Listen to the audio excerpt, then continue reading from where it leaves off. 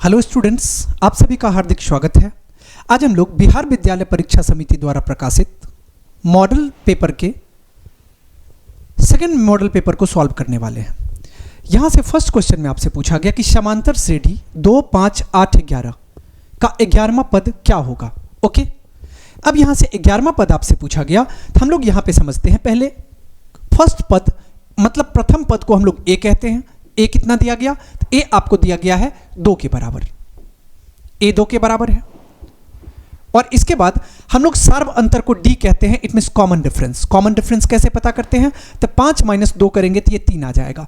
और क्वेश्चन में क्या पूछा गया? 11वां पद क्या होगा? इट मीन्स आपसे T11 पूछ लिया गया।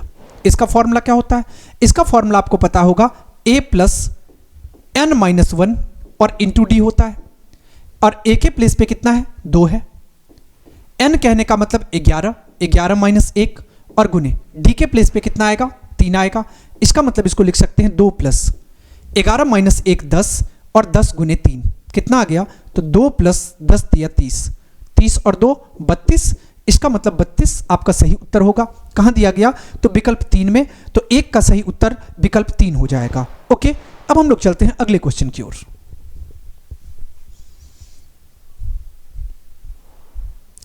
अगला क्वेश्चन में आपसे पूछा गया कि किसी बाह्य बिंदु से वृत्त पर खींची गई एक स्पर्श रेखा की लंबाई 17 सेंटीमीटर है, तो P से उसी वृत्त पर खींची गई दूसरी स्पर्श रेखा की लंबाई है। अब देखो, डायरेक्ट आप समझ सकते हो कि किसी भी वृत्त पे बाह्य बिंदु से जब स्पर्श रेखाएं खींची जाती है तो दोनों स्पर्श रेखा की लंबाई समान होती है। ओके, तो यहां से देखो कि एक स्पर्श रेखा की लंबाई अगर 17 सेंटीमीटर होगी तो दूसरी की भी लंबाई कितनी हो जाएगी? 17 सेंटीमीटर। अब इसको आप फिगर के थ्रू भी समझ सकते हो।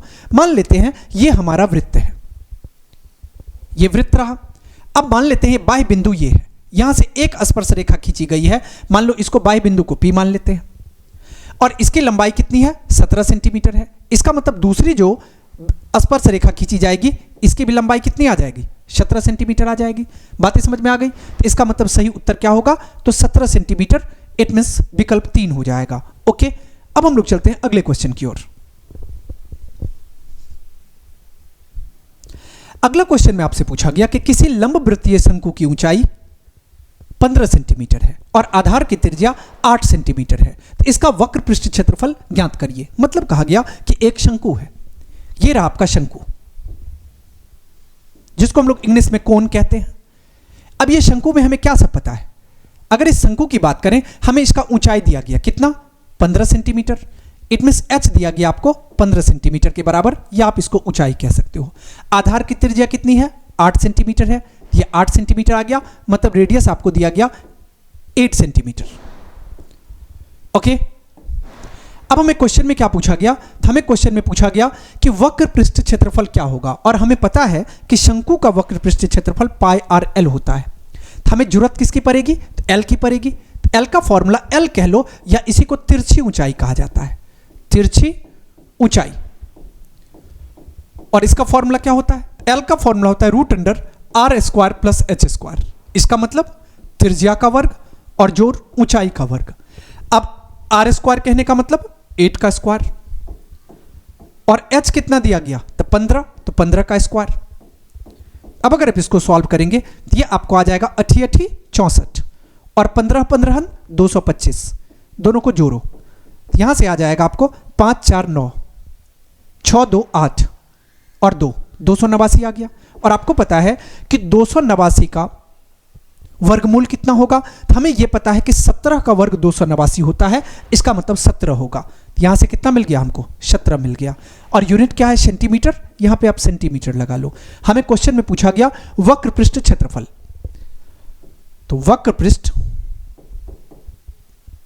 क्षेत्रफल, और हमें यह पता है कि शंकु के वक्र पृष्ठ क्षेत्रफल का फॉर्मूला πr/l होता है। अब पाई का तो वैल्यू आपको नहीं दिया गया है, तो अब पाई को पाई ही रहने दो। त्रिज्या कितना दिया गया? तो त्रिज्या हमें r दिया गया 8 सेंटीमीटर, यहां पे 8 रख लो। और L कितना आपने फाइंड किया? 17। और जब भी कभी एरिया हम लोग निकालते हैं तो स्क्वायर यूनिट होता है। इसका मतलब वर्ग होता है यूनिट का। तो इसका मतलब यूनिट सेंटीमीटर है, तो सेंटीमीटर स्क्वायर आ जाएगा, या सेंटीमीटर का वर्ग। 17 8 136, यहां से कितना आ गया? 136 पाई सेंटीमीटर स्क्वायर, यही आपका सही उत्तर हो जाएगा। तो 136 पाई सेंटीमीटर स्क्वायर कहाँ दिया गया, तो विकल्प 3 में, इसका मतलब 3 का सही उत्तर विकल्प 3 हो जाएगा। ओके, अब हम लोग चलते हैं अगले क्वेश्चन की ओर।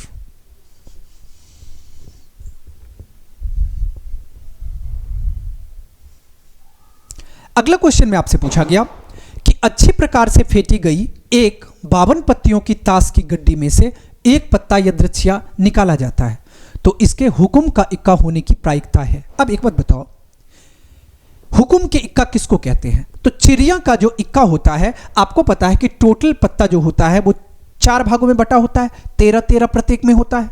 तो उसमें चिड़िया के इक्का को हम लोग हुक्म का इक्का कहते हैं। हमें उसका प्रायिकता पूछा गया, तो हमें यह पता है कि अनुकूल परिणाम को हम लोग ऊपर लिखते हैं, इसका मतलब 1 और बट्टा कुल कितना हो जाएगा, तो टोटल पत्ती कितना है, तो 52। इसका मतलब हुक्म के इक्का के प्रायिकता कितने हो जाएंगे, 1/52। कितना दिया, कहां पे दिया गया, ये हमें दिया गया विकल्प 3 में, इसका मतलब 4 का सही उत्तर विकल्प 3 हो जाएगा। ओके, अब चलते हैं अगले क्वेश्चन की ओर। अगला क्वेश्चन में आपसे पूछा गया कि यदि सूर्य का उन्नयन कोण 60 डिग्री है तो 30 मीटर की लंबी छाया को बनाने वाली उदग्र मीनार की ऊंचाई ज्ञात करें। मतलब यहां पे समझो, कहा गया कि एक मीनार है, हम लोग मान लेते हैं कि यह मीनार है, कोई दिक्कत नहीं है, और यहां पे सूर्य है, यह सूर्य रहा। अब कहा गया कि यहां से कितना का, यहां पे उन्नयन कोण कितना का बन रहा है, तो 60 डिग्री का। ये कोण जो है वो यहां पे 60 डिग्री का बन रहा है, उन्नयन कोण। अब कहा गया कि मीनार की लंबी छाया को बनाने वाली उदग्र मीनार की ऊंचाई ज्ञात करें। मतलब ये आपसे ऊंचाई पूछ लिया गया कि कितना होगा, और हमें छाया की लंबाई कितनी दी गई है, ये हमें 30 मीटर दी गई है। अब देखो कि अगर यहां पे सूरज है और ये अगर मीनार की ऊंचाई है, तो ये छाया की लंबाई हो जाएगी। ओके, तो हम लोग मान लेते हैं, हमें क्या क्वेश्चन में पूछा गया, इसको आप ए मान लो, इसको आप बी मान लो, और इसको सी मान लो। ओके, तो हमें अगर मीनार की ऊंचाई पता करनी है, तो यहां पे किसके बीच आपको संबंध दिख रहा है, तो आधार और लंब के बीच। अब बताओ, आधार और लंब के बीच संबंध किस में होता है, टेन में होता है। इसका मतलब हम लोग यहां से कह सकते हैं कि टेन 60 डिग्री बराबर टेन थीटा का फॉर्मूला क्या होता है, पी बाई बी, या जिसको हम लोग लंब बट्टे आधार कहेंगे। तो लंब यहां पे क्या है, ए बी है, और आधार यहां पे क्या है, बी सी है। अब हमें यह पता है कि टेन 60 डिग्री √3 के बराबर होता है, यहां पे √3 लिख लो, और ए बी इसके बारे में कोई जानकारी नहीं है, ऐसे ही रहने देते हैं। और बीसी हमें दिया गया क्वेश्चन में कि 30 का है, यहां से 30 लिख लो। अब कोना कोनी गुना करो, 30 को √3 से गुना करेंगे तो 30 √3, और ये बराबर हो जाएगा किसके, ए बी के। यहां से हमें क्वेश्चन में क्या पूछा गया था कि ए बी कितना होगा, तो ए बी हमें मिल गया 30 √3। यूनिट क्या है इसका, तो मीटर, तो 30 √3 मीटर। अब 30 √3 मीटर कहां दिया गया, तो विकल्प 3 में, इसका मतलब 5 का सही उत्तर विकल्प 3 हो जाएगा। ओके, अब हम लोग चलते हैं अगले क्वेश्चन की ओर।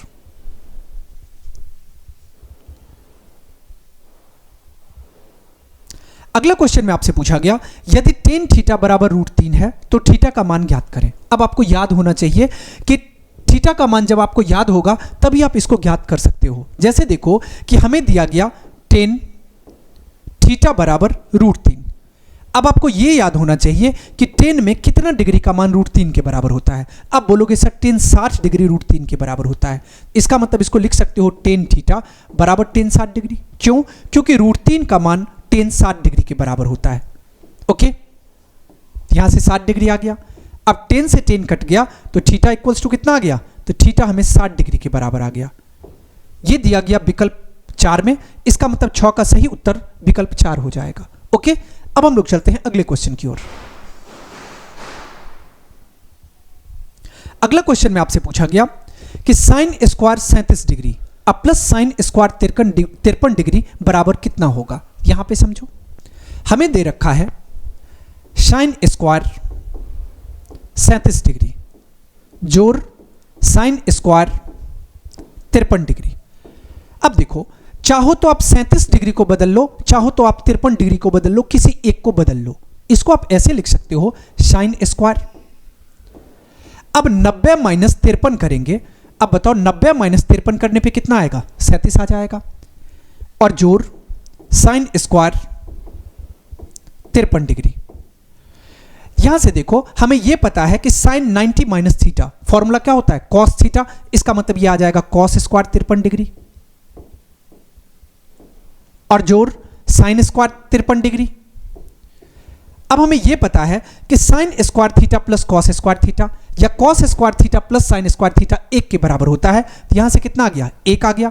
1 किस में दिया गया, तो विकल्प 2 में। इसका मतलब 7 का सही उत्तर विकल्प 2 हो जाएगा। या कोई स्टूडेंट इसको ऐसे भी बना सकता था।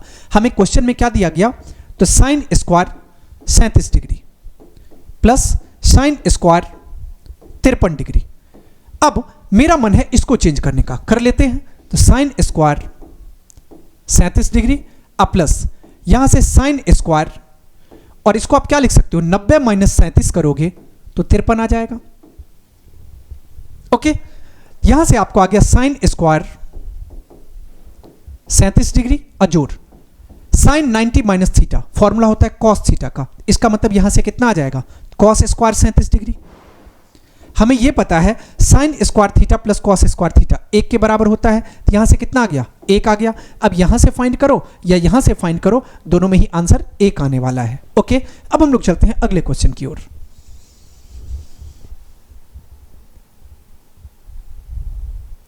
अगला क्वेश्चन में आपसे पूछा गया कि एक समबाहु त्रिभुज एबीसी की एक भुजा ए है, इसका क्षेत्रफल ज्ञात करें।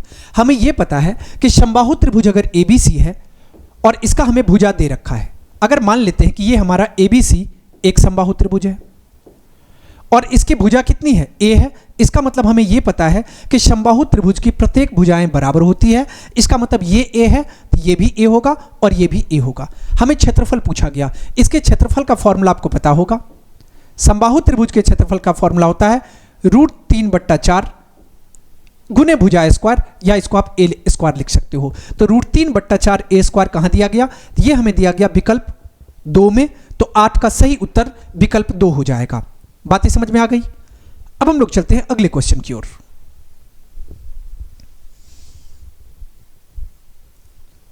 अगला क्वेश्चन में आपसे पूछा गया कि बहुपद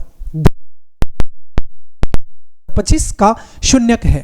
अब हमें शून्यक पता करना है। तो यहां से समझो, हम लोग इसको ऐसे लिख सकते हैं 10x माइनस 25 बराबर हो जाएगा 0 के। यहां से 10x बराबर हो जाएगा, इस तरफ जाएगा तो 25 के, या आप कह सकते हो x बराबर हो जाएगा 25/10 के। 2 पंचे 10, 25 25, यहां से कितना मिल गया, 5/2 मिल गया। और 5/2 किस में दिया गया, ये हमें दिया गया विकल्प 1 में। तो 9 का सही उत्तर विकल्प 1 हो जाएगा। ओके, अब हम लोग चलते हैं अगले क्वेश्चन की ओर। अगला क्वेश्चन में आपसे पूछा गया कि बहुपद 3x² प्लस 8x प्लस 10 का घात है। अब जो सबसे ज्यादा पावर होता है उसी को हम लोग घात मानते हैं किसी बहुपद का। यहां पे सबसे ज्यादा पावर किसका दिख रहा है, तो पावर 2 हमें सबसे ज्यादा दिख रहा है। इसका मतलब दिए गए बहुपद का घात क्या होगा, 2 हो जाएगा। तो 2 कहां दिया गया, तो विकल्प 2 में। इसका मतलब 10 का सही उत्तर विकल्प 2 हो जाएगा। ओके, अब हम लोग चलते हैं अगले क्वेश्चन की ओर। अगला क्वेश्चन में आपसे पूछा गया कि यदि समांतर श्रेणी का nवां पद 5 - 3n हो तो इसका सार्व अंतर है। सार्व अंतर किसको कहते हैं, d को सार्व अंतर कहा जाता है। मतलब आपसे d पूछ लिया गया, कैसे प्राप्त करेंगे d। यहां से देखो हमें यह दे रखा है tn, किसी किसी बुक में आप tn देख सकते हो, या आप कहीं कहीं an भी इसको कहा जाता है। tn या an कह लो। ये कितना दिया गया, 5 - 3n दिया गया। ओके, हम लोग सार्वंतर कैसे प्राप्त करते हैं, तो जब अगले पद में से पिछले पद को माइनस करते हैं सार्वंतर पता चलता है। तो आप एक बार करो, पहले t1 पता कर लो। इसका मतलब कितना आ जाएगा, तब 5 - 3 गुने 1, ये कितना आ जाएगा, तो 5 - 3, या आप कह लो ये 2 के बराबर आ जाएगा। ओके, अब t2 पता कर लो, मतलब दूसरा पद कितना आ गया, ये आ जाएगा 5 - 3 गुने 2, ये कितना आ गया, तो 5 - 3 दूना 6, ये -1 के बराबर आ गया। या आप तीसरा पद पता कर लो। तीसरा पद अगर हम पता करते हैं तो ये आ जाएगा t3 बराबर 5 - 3 गुने 3, ये कितना आ गया, तो 5 - 3 × 9, मतलब -4 आ गया। तो इसका मतलब अगर हम AP की बात करें तो पहला पद 2 आ गया, दूसरा पद -1 आ गया, तीसरा पद -4 आ गया। इस तरीके से आपको एपी मिल गया। एपी मिल गया। हमें चाहिए क्या? शार्प अंतर चाहिए। क्या चाहिए? शार्प अंतर, या इसी को हम लोग कॉमन रेफरेंस या शॉर्ट में डी भी कहते हैं। ये कितना आ गया? हमें ये पता है कि अगला पद में से जब पिछला पद को माइनस करते हैं तब हमें शार्प अंतर आता है। तो -1 और -2 कर लो, ये कितना आ जाएगा? -3। आपका शार्प अंतर कितना आ गया? -3। इट मींस विकल्प 2 सही होगा। अब चाहो कोई ये चाहे इससे इसको माइनस करेंगे। अब देखो इससे इसको भी माइनस करके देख लो, तो -4 और -1, ये कितना आ जाएगा? तो -4 और +1, यहां से भी देखो आपको -3 आ गया। बातें समझ में आ गई? तो शार्प अंतर कितना आ गया? तो आपका सही उत्तर विकल्प 2 हो गया। ओके, अब हम लोग चलते हैं अगले क्वेश्चन की ओर।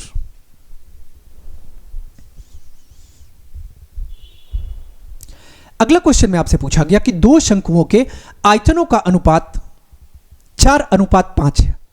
उसके त्रिज्याएं, उसके आधार की त्रिज्याओं का अनुपात 2:3 है, तो उसकी उदग्र ऊंचाई का अनुपात है। हमें क्या पूछा गया? उदग्र ऊंचाई का अनुपात पूछा गया। कैसे पता करेंगे? यहां पे देखो, दो शंकु का आयतन दिया गया। पहले शंकु का आयतन, पहले शंकु का आयतन बट्टा दूसरे शंकु का आयतन।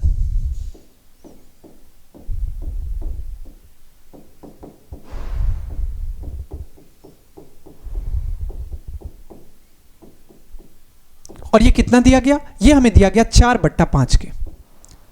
अब एक बात बताओ, शंकु के आयतन का फॉर्मूला क्या होता है? अब बोलोगे सर 1/3 πr² होता है। πr², इसके त्रिज्या को आप स्मॉल r मान लो और h रहने दो, या इसको आप h1 मान लो, या r1 h1 इसको मान लो और दूसरे वालों को r2 h2 मान लो। तो यहां से इसको हम लोग कह सकते हैं 1/3 πr² और इंटू h2, और ये हमें कितना दिया गया? 4/5 के बराबर दिया गया। अब समझने की कोशिश करो, यहां से 1/3 से 1/3 कट जाएगा, पाई से पाई कट जाएगा। r1 हमें त्रिज्या का अनुपात दिया गया है, कितना? तो 2 और 3 का। इसका मतलब यहां पे कितना आ जाएगा? तो 2 गुने h1 और बट्टा दूसरी त्रिज्या कितनी दी गई है? 3, यहां से आ जाएगा 3 और गुने h2, और ये बराबर कितना आ जाएगा? 4/5। ओके, यहां पे हमको क्या चाहिए? हमको उदग्र ऊंचाई चाहिए, मतलब h1 और h2 चाहिए। कैसे प्राप्त करेंगे? h1 और बट्टा h2 ये बराबर हो जाएगा, यहां से 4/5 है तो 2 इस, और यहां पे भाग में 3 है तो गुना में आ जाएगा। अब गुना करो, 2 × 2, 2 दूना 4, 3 को 2 से गुना करेंगे 6, और बट्टा कितना आ जाएगा? 5। तो 6:5 आ गया। 6:5 ये यहां से आ गया आपको। ओके, 3 दूना 6, और ये कितना आ गया? 5 आ गया। हमें क्वेश्चन में क्या पूछा गया? हमें क्या सब दिया गया था? दो शंकुओं के आयतन का अनुपात दिया गया। तो पहले शंकु का आयतन ये दिया गया 1/3 πr² होता है ना, यहां से कितना हो गया? तो πr²h, तो πr²h1, यहां से πr²h2। तो यहां से देखो कि हमें त्रिज्या कितना दिया गया था? 2 दिया गया था, तो इसका मतलब इसको आप 2 का स्क्वायर कर लोगे, ये कितना आ जाएगा? एक बार और इसको आप लिख लो, यहां से मिस्टेक हो गया क्योंकि हमें r² चाहिए, सिर्फ r नहीं। तो हम लोग क्या करते हैं, पहले r² पता कर लेते हैं। तो त्रिज्या है कितना? त्रिज्या हमें 2 दिया गया, तो यहां से 2 का स्क्वायर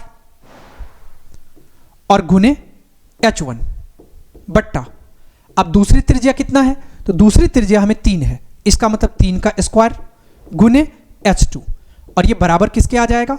ये 4/5 के बराबर आ जाएगा। बातें समझ में आ रही है? अब इसको 2 का वर्ग करने पे 4 आएगा, तो 4 गुने h1 बट्टा 3 का वर्ग करने पे 9 आएगा, तो 9 गुने h2, और ये बराबर हो जाएगा किसके? 4/5 के। या आप इसको कह सकते हो h1 और बट्टा h2 बराबर 4/5, और ये इस तरफ गुना में है, भाग में आ जाएगा, और ये इस तरफ भाग में है, गुना में आ जाएगा। 4 से 4 कट गया, तो यहां से कितना मिल गया? 9/5 मिल गया। इसका मतलब ऊंचाइयों का अनुपात कितना आ गया, तो 9 और 5 का आ गया। 9 और 5 कहाँ दिया गया, ये हमें विकल्प 3 में दिखाई दे रहा है। इसका मतलब 12 का सही उत्तर विकल्प 3 हो जाएगा। बातें समझ में आ गई। अब हम लोग चलते हैं अगले क्वेश्चन की ओर।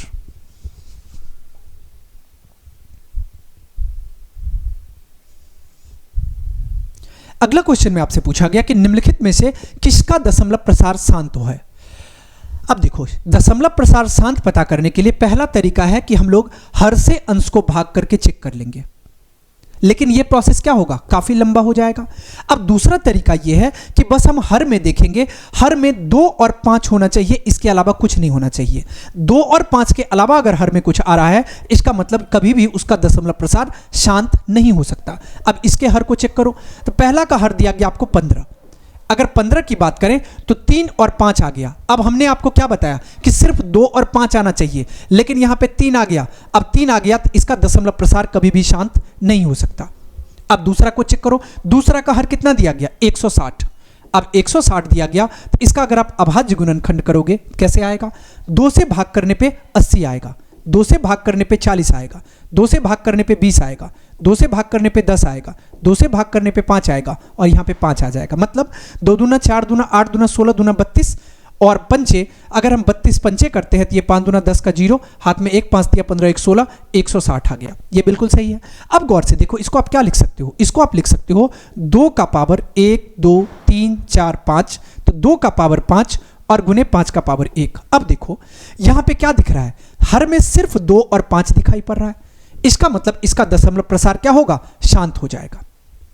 सही विकल्प क्या होगा, तो विकल्प 2 हो जाएगा। ओके, अब आप चाहो तो इस सब को भी चेक कर सकते हो। जैसे कि अगर 60 का आप अभाज्य गुणनखंड करो, कितना आ जाएगा, 2 से भाग करने पे 30, 2 से भाग करने पे 15, 15 को क्या लिख सकते हैं, 3 गुने 5, कितना 5 दिया 15 दूना 30 दूना 60। हमने क्या बता रखा है, कुछ नहीं आना चाहिए, लेकिन यहां पे आपको 3 दिखाई दे रहा है। इसका मतलब इसका दशमलव प्रसार कभी भी शांत नहीं होगा। ओके, अब अगले क्वेश्चन में देख लो। अगला का आपको हर दिया गया 35 और 35 को क्या लिख सकते हैं, 5 गुने 7। यहां 5 भी आ गया, 7 भी आ गया, इसका मतलब इसका भी दशमलव प्रसार कभी भी शांत नहीं होगा। तो सही उत्तर विकल्प 2 हो जाएगा। बातें समझ में आ रही है। अब हम लोग चलते हैं अगले क्वेश्चन की ओर।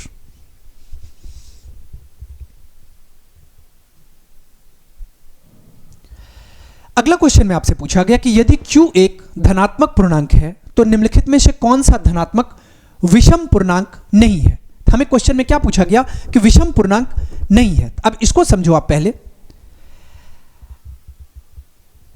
यहां से आपको क्या दिया गया, 8Q और प्लस 1, ये होगा।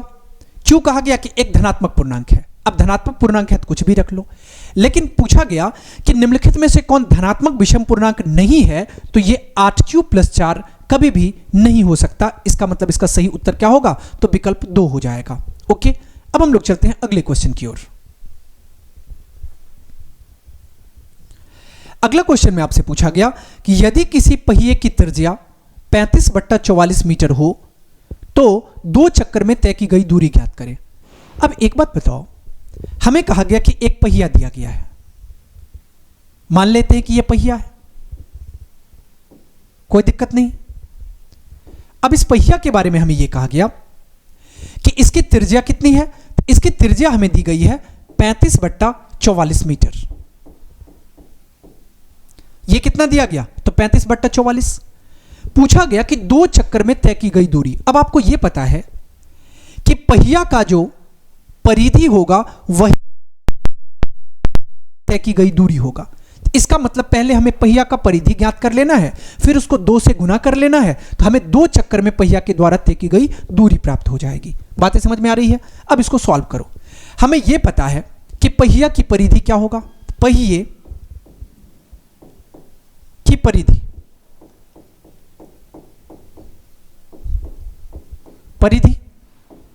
और इसका फॉर्मूला क्या होता है, 2πr होता है। इसका मतलब 2 गुने 22/7 और गुने त्रिज्या कितना है, तो 35/44, तो 35/44 और ये मीटर आ जाएगा। 7 कम 7, 7 × 5 = 35, 22 कम 22, 22 दूना 44, 2 से 2 कट गया, तो यहां से कितना आ गया, ये आपको 5 मीटर आ गया। तो पहिए की परिधि कितनी आ गई? 5 मीटर। और हमने आपको बता रखा है कि पहिए की परिधि बराबर एक चक्कर में तय की गई दूरी। हमें कितना चक्कर चाहिए? 2 चक्कर चाहिए। इसका मतलब कुल दूरी कितनी हो जाएगी? अगर हम कुल दूरी की बात करें तो यह आ जाएगा 2 गुने 5 मीटर। मतलब कितना आ गया? तो 5 दूना 10, यह आ गया आपको 10 मीटर। 10 मीटर कहां दिया गया? तो हमें दिया गया विकल्प 1 में, तो 15 का सही उत्तर विकल्प 1 हो जाएगा। ओके, अब हम लोग चलते हैं अगले क्वेश्चन की ओर। अगले क्वेश्चन में आपसे पूछा गया कि x square minus 2x minus 3 बराबर 0 और x square minus 8x plus 15 बराबर 0 के उभयनिष्ठ मूल हैं। उभयनिष्ठ मूल का मतलब हुआ वैसा मूल जो दोनों में हो। ये तो हमें प्राप्त करना पड़ेगा। अब पहले इसको सॉल्व कर लेते हैं। पहले क्या दिया गया? तो एक्स स्क्वायर माइनस 2x और माइनस 3 बराबर 0। अब इसको प्राप्त करने का मूल हम लोग 2 तरीके से प्राप्त करते हैं। पहला तो गुणनखंड विधि से और दूसरा फॉर्मूला यूज करके अल्फा बीटा का, जो फॉर्मूला हमें पता है minus B plus minus root D by 2a के थ्रू। हम लोग पहले गुणनखंड विधि से ही प्राप्त कर लेते हैं। इसको अगर आप सॉल्व करोगे तो एक्स स्क्वायर माइनस 3a कम 3, इसको लिख सकते हैं 3x अब प्लस x करने पे ये कितना आ जाएगा? माइनस 2x और माइनस 3 ये बराबर हो जाएगा 0 के। यहां से x और x दोनों में है, इसका मतलब x को कॉमन ले सकते हैं। x को कॉमन लेने पे ये आ जाएगा x माइनस 3। यहां से प्लस 1 को कॉमन ले लो तो ये आ जाएगा x माइनस 3 और ये बराबर हो जाएगा 0 के। तो हमें एक कितना निकल गया? x माइनस 3 एक फैक्टर, दूसरा कितना आ गया? x प्लस 1 और ये बराबर हो जाएगा 0 के। जब हम लोग x माइनस 3 को बराबर करेंगे 0 के, यहां से हमें x 3 के बराबर आ जाएगा। ओके, जब हम लोग x प्लस 1 को 0 के बराबर करेंगे तो यहां से हमें x कितना आ जाएगा? तो माइनस 1 के बराबर आ गया। बातें समझ में आ गई? चलो, ये पता चल गया। अब हम दूसरा को पता करते हैं। अब दूसरे की अगर बात करें तो हमें दूसरा कितना दिया गया? एक्स स्क्वायर माइनस 8x और प्लस 15 बराबर 0 के। 5 3 15 और 5 में 3 जोड़ेंगे तो 8 आएगा। मतलब मध्यपद को विभाजित अगर हम लोग करें क्या लिख सकते हैं? X square minus 5x minus 3x और प्लस 15 और ये बराबर हो जाएगा 0 के। यहां से x दोनों के पास है, कॉमन ले लेते हैं, ये आ जाएगा x माइनस 5। माइनस 3 कॉमन ले लो, ये आ जाएगा आपको x माइनस 5 और ये बराबर हो जाएगा 0 के। तो हमें एक फैक्टर कितना मिल गया?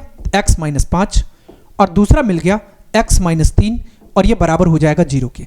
तो जब हम लोग x माइनस 5 बराबर 0 करेंगे तो यहां से x बराबर कितना आएगा? 5 आ जाएगा। इसके बाद जब हम लोग x माइनस 3 बराबर 0 करेंगे तो x बराबर 3 आ जाएगा।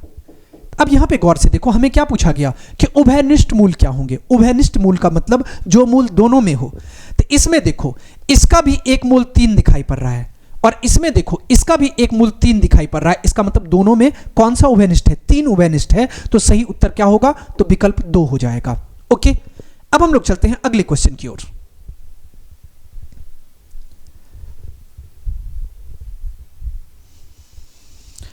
अगला क्वेश्चन में आपसे पूछा गया कि किसी त्रिभुज के शीर्ष बिंदु के निर्देशांक 4 6 0 4 और 5 5 है, तो इसके केंद्रक के निर्देशांक क्या होंगे? हमें यह पता है केंद्रक के निर्देशांक का क्या होता है फॉर्मूला। तो केंद्रक का अगर हम लोग x निर्देशांक निकालते हैं तो x1 plus x2 plus x3 divided by 3 होता है और y निर्देशांक निकालते हैं तो y1 प्लस y2 और प्लस y3 और बाई 3 होता है। इसका मतलब यहां से अगर हम केंद्रक की बात करें तो एक चीज करो, इसको आप मान लो x1, इसको हमने मान लिया x1, ये हो जाएगा y1, इसको मान लो x2 और ये आ जाएगा y2, इसको मान लो x3 और ये हो जाएगा y3। अब बातें समझ में आ गई। हम केंद्रक के लिए निर्देशांक पता है। केंद्रक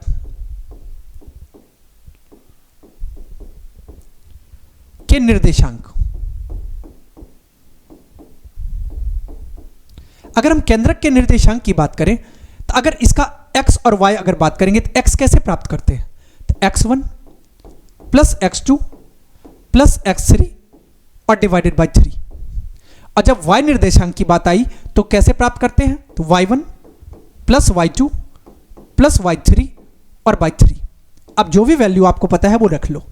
x1 के जगह पे 4, x2 के जगह पे 0 और x3 के जगह पे 5 और बट्टा 3, y1 के जगह पे 6, y2 के जगह पे 4 और y3 के जगह पे 5 और बट्टा 3।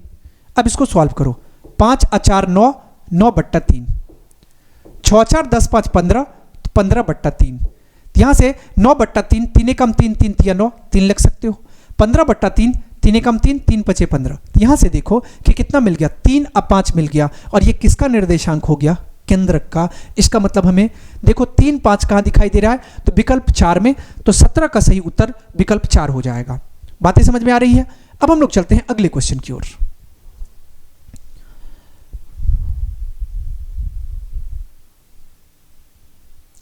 अगला क्वेश्चन में आपसे पूछा गया 7 2 5 9 7 3 7 का बहुलक है। हमें यह पता है कि जिसकी बारंबारता सबसे अधिक होती है वही बहुलक कहलाता है। यहां पे देखो कि सबसे ज्यादा बारंबारता, बारंबारता कहने का मतलब जो सबसे ज्यादा बार आया हो। यहां पे सबसे ज्यादा बार कौन आया है। अब देखो कि 7 जो है वो 4 बार आया है, 1 बार 2 बार 3 बार और 4 बार। 7 कितना बार आया, 4 बार। तो 7 सबसे ज्यादा बार आया है, मतलब बारंबारता सबसे अधिक, तो बहुलक भी क्या हो जाएगा, 7 हो जाएगा। इसका मतलब 18 का सही उत्तर विकल्प 4 हो जाएगा। ओके, अब हम लोग चलते हैं अगले क्वेश्चन की ओर।